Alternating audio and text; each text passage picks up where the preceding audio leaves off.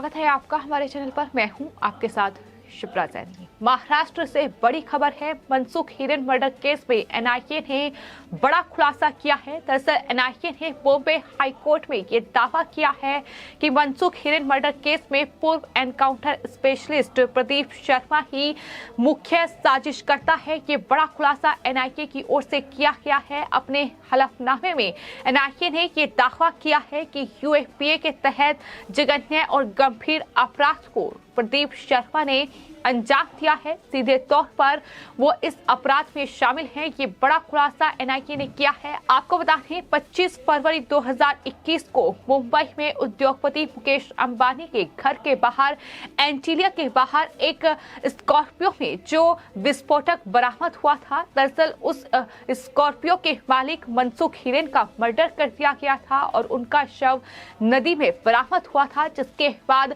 महाराष्ट्र में छापेमारी का दौर शुरू हुआ और एनआईए ने इस पूरे मामले में एनकाउंटर स्पेशलिस्ट प्रदीप शर्मा को गिरफ्तार किया था। और अब प्रदीप शर्मा ने जब बॉम्बे हाई कोर्ट में अपनी याचिका लगाई, यानी उन्हें राहत दी जाए, ये मांग उनकी तरफ से की गई, तो इस पर एनआईए ने उस याचिका का विरोध करते हुए साफ तौर पर यह कहा है कि दरअसल इस पूरे मामले में, इस पूरे मर्डर केस में जो मुख्य साजिशकर्ता है वो प्रदीप शर्मा ही है। और सबसे बड़ी बात यह है कि प्रदीप शर्मा न सिर्फ पूर्व एनकाउंटर स्पेशलिस्ट रह चुका है, बल्कि इसके अलावा शिवसेना के टिकट पर चुनाव भी लड़ चुका है। हालांकि जीत हासिल नहीं की थी, लेकिन राजनीतिक गलियारों में भी खासतौर पर शिवसेना के नेताओं के साथ अच्छे संपर्क हैं, अच्छे संबंध प्रदीप शर्मा के हैं। और यही वजह है कि ये पूरा मामला कहीं ना कहीं शिवसेना तक पहुंच रहा है। जिस तरीके से प्रदीप शर्मा को लेकर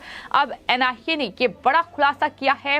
हाई कोर्ट में दाखिल हलफनामे में एनआईए ने ये कहा है कि प्रदीप शर्मा ने इस मामले में दूसरे आरोपियों के साथ पुलिस कमिश्नर कार्यालय की इमारत के परिसर में कई बैठकें की थी, जहां कई साजिश रची गई थी। एजेंसी ने यह भी दावा किया है कि बर्खास्त पुलिस अधिकारी सचिन वाजे ने प्रदीप शर्मा को 45 लाख रुपए दिए थे, जो उसने हिरेन की हत्या करने वाले व्यक्ति को दिए थे।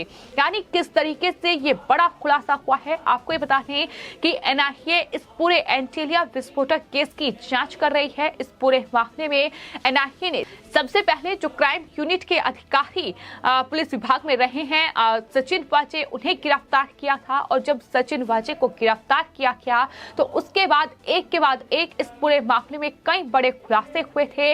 इस पूरे मामले में आपको बता दें जो महाराष्ट्र के पूर्व गृह मंत्री हैं अनिल देशमुख, वो भी फिलहाल ईडी के शिकंजे में हैं, जेल में बंद हैं।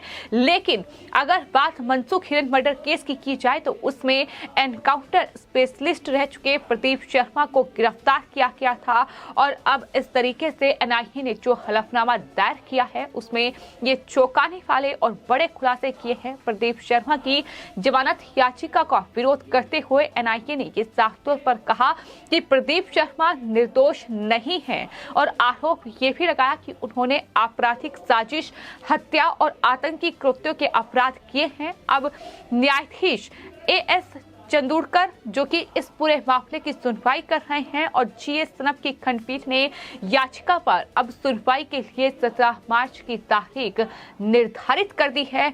तो ये अब सुनवाई जो है वो काफी वक्त बाद इस पूरे मामले में होगी। इस पूरे मामले में अब न्यायाधीश एएस चंदूरकर और जीएस सनप की खंडपीठ ने याचिका पर और सुनवाई के लिए 17 मार्च की सुनवाई जो है तारीख जो है वो तय की है। आपको ये बता दें कि एनआईए ने पूर्व एनकाउंटर स्पेशलिस्ट प्रदीप शर्मा को 17 जून 2021 को गिरफ्तार किया था, जबकि एंटीलिया विस्फोटक केस महाराष्ट्र में मुंबई में 25 फरवरी 2021 को हुआ था, जब मुकेश अंबानी जो कि उद्योगपति हैं उनके परिवार को उन्हें निशाना बनाया गया, उन्हें डराने की कोशिश की गई।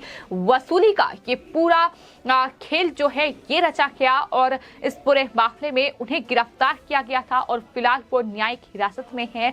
एनआईए के मुताबिक प्रदीप शर्मा और दूसरे आरोपियों ने यूएपीए के तहत अपराध किए हैं। ये साफ तौर पर उनकी तरफ से कहा किया है।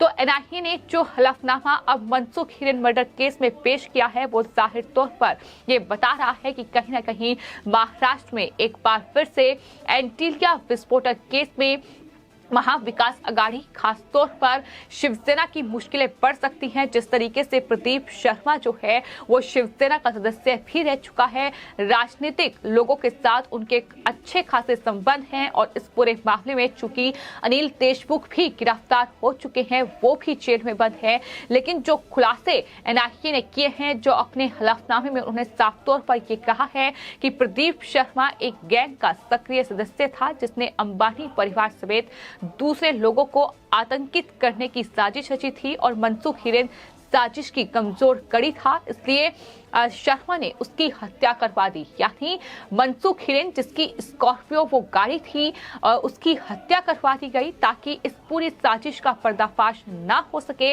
एजेंसी ने अपने हलफनामे में दावा ये भी किया है कि मनसुख हिरेन को पूरी साजिश और आरोपी व्यक्तियों के बारे में जानकारी थी और इसी डर से, इसी वजह से सच सामने ना आए उसकी हत्या करवा दी गई। अगर ऐसा हो जाता तो प्रदीप शर्मा और सचिन वाजे की बहुत मुश्किलें बढ़ जाती, क्योंकि इस पूरे मामले में मनसुख हिरेन भी कई चौंकाने वाले खुलासे कर सकते थे और यही वजह है कि मनसुख हिरेन का मर्डर किया गया। और इसके बाद इस तरीके से इस पूरे मामले में एनआईए ने जो जांच पड़ताल शुरू की उसमें पूर्व एनकाउंटर स्पेशलिस्ट प्रदीप शर्मा को 17 जून 2021 को गिरफ्तार किया गया था।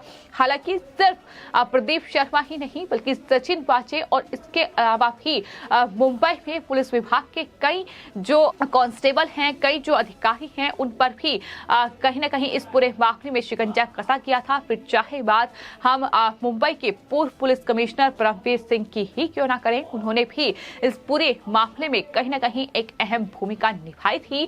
जिस तरीके से उनके ही अंडर ये तमाम जो लोग थे ये कार्य कर रहे थे, इस तरीके से वसूली का ये पूरा धंधा चल रहा था जो कि कहीं ना कहीं अनिल देशमुख के इशारे पर ही पूरा काम हो रहा था। और ये खुलासा सचिन वाजे की ओर से किया गया था कि पूरा जो वसूली का खेल था महाराष्ट्र में, वो महाराष्ट्र सरकार में जो गृह मंत्री रहे हैं अनिल देशमुख, उनके ही इशारों पर हो रहा था। हर महीने 100 करोड़ रुपए की वसूली का टारगेट जो है वो अनिल देशमुख की ओर से इन तमाम पुलिस अधिकारियों को दिया गया था और उसमें मुख्य भूमिका निभा रहे थे सचिन वाजे। और खबर ये भी है कि सचिन वाजे प्रदीप शर्मा को अपना गुरु मानते थे, यानी उनके आदेश पर ही पूरा काम हो रहा था और माना जा रहा है कि मनसुख हिरेन का मर्डर भी इसी पूरे मामले में कहीं ना कहीं प्रदीप शर्मा के कहने पर हुआ है। और यही वजह है कि एनआईए ने अपनी जांच में और उसके बाद जो हलफनामा बॉम्बे हाईकोर्ट में दायर किया है उसमें ये साफ तौर पर कहा है कि इस पूरे मामले का जो साजिश करता है वो दरअसल प्रदीप शर्मा ही है। कि उनकी तरफ से कहा गया है एनआईए के मुताबिक हिरेन की हत्या तब की गई थी जब उसने एंटीलिया के बाहर इस घटना का दोष लेने से साफ तौर पर इनकार कर दिया था। मतलब ये खुलासा भी किया गया है कि मनसुख हिरेन पर ही पूरा दोष जो है वो मढ़ा जाना था, लेकिन उन्होंने साफ तौर पर इससे इनकार कर दिया, जिसके बाद उनकी हत्या कर दी गई। तो ये बड़ा खुलासा इस पूरे मामले में राष्ट्रीय जांच एजेंसी एनआईए की ओर से किया गया है, जिसमें उन्होंने साफ तौर पर प्रदीप शर्मा को मुख्य साजिशकर्ता करार दिया है। लेकिन इस मामले में सवाल इसलिए भी प्रदीप शर्मा पर उठ रहे हैं क्योंकि प्रदीप शर्मा न सिर्फ एनकाउंटर स्पेशलिस्ट रहे हैं, उनकी तरफ से कई ऐसे एनकाउंटर हैं जिसको लेकर वो सुर्खियों में रहे हैं, जिस पर फिल्में भी बनी हैं क्योंकि एनकाउंटर कॉप उन्हें कहा जाता है। लेकिन शिवसेना के साथ भी उनके संबंध हैं। 2019 में वो शिवसेना के टिकट पर चुनाव लड़ चुके हैं, हालांकि चुनाव नहीं जीते थे। और सिर्फ प्रदीप शर्मा ही नहीं बल्कि सचिन वाजे भी शिवसेना के साथ उनके भी संबंध रहे हैं। शिवसेना में वो इससे पहले शामिल थे, उन्हें दोबारा शिवसेना ने ही नौकरी पर बहाल किया था, वो निलंबित चल रहे थे। तो इस तरीके से शिवसेना प्रमुख उद्धव ठाकरे ने कहीं ना कहीं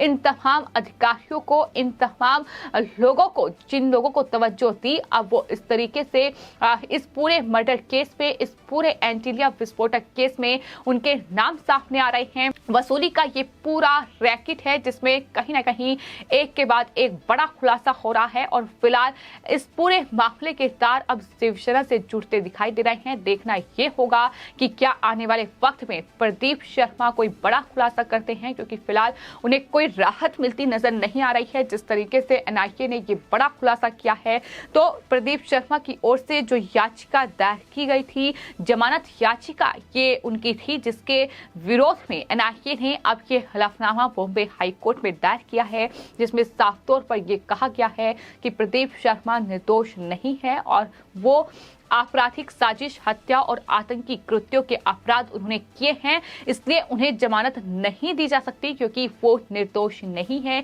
ये साफ तौर पर कहा गया है। हालांकि कोर्ट ने अगली तारीख सुनवाई की निर्धारित की है, लेकिन देखना यही होगा कि आखिर इस पूरे मामले में और कितने लोगों का नाम सामने आता है और कितने लोग एनआईए की डांट पर आते हैं, क्योंकि फिलहाल राष्ट्रीय जांच एजेंसी लगातार इस पूरे मामले की जांच कर रही है।